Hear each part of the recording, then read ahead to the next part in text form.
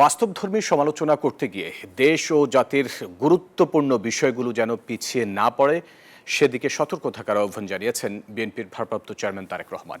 জাতীয়তাবাদী গণতান্ত্রিক আন্দোলন এনডিএম আয়োজিত ইফতার মাহফিলে ভার্চুয়ালি যুক্ত হয়ে তিনি এই আহ্বান জানান।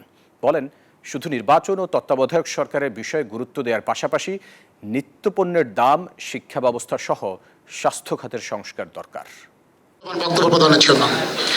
বিভিন্ন রাজনৈতিক দল এবং নাগরিক সমাজের নেতৃবৃন্দের সম্মানে রাজধানীর শুটিং ক্লাবে ইফতার ও দোয়া মাহফিলের আয়োজন করে জাতীয়তাবাদী গণতান্ত্রিক আন্দোলন এনডিএম।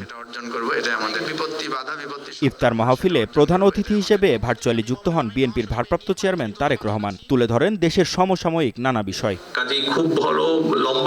তারেক রহমান বলেন, নির্বাচন ব্যবস্থা সহ তত্ত্বাবধায়ক সরকার ব্যবস্থা সংস্কার থেকেও গুরুত্বপূর্ণ সংস্কার হল দ্রব্যমূল্য নিয়ন্ত্রণ, শিক্ষা, স্বাস্থ্য, শ্রমিকদের ন্যায্য মূল্য ও পরিবেশ দূষণ।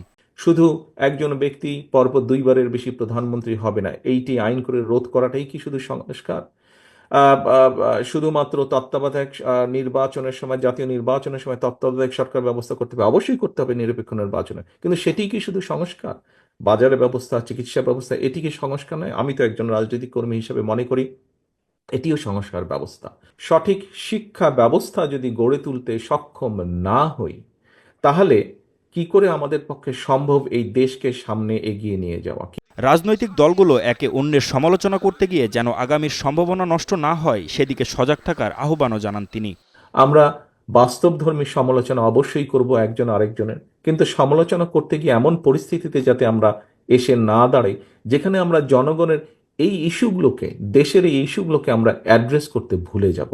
আমাদের কাছে অন্য কিছু মুখ্য হয়ে যাবে, এগুলো গৌণ হয়ে যাবে। এটি যদি হয় তাহলে এই দেশের সম্ভাবনা সব শেষ হয়ে যাবে, নষ্ট হয়ে যেতে পারে।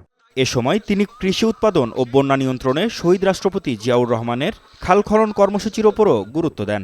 শহীদ রাষ্ট্রপতি জিয়াউর রহমান শুধুমাত্র খাল খননের মাধ্যমে কৃষককে। মাহমুদ হাসান, নিউজ 24, ঢাকা।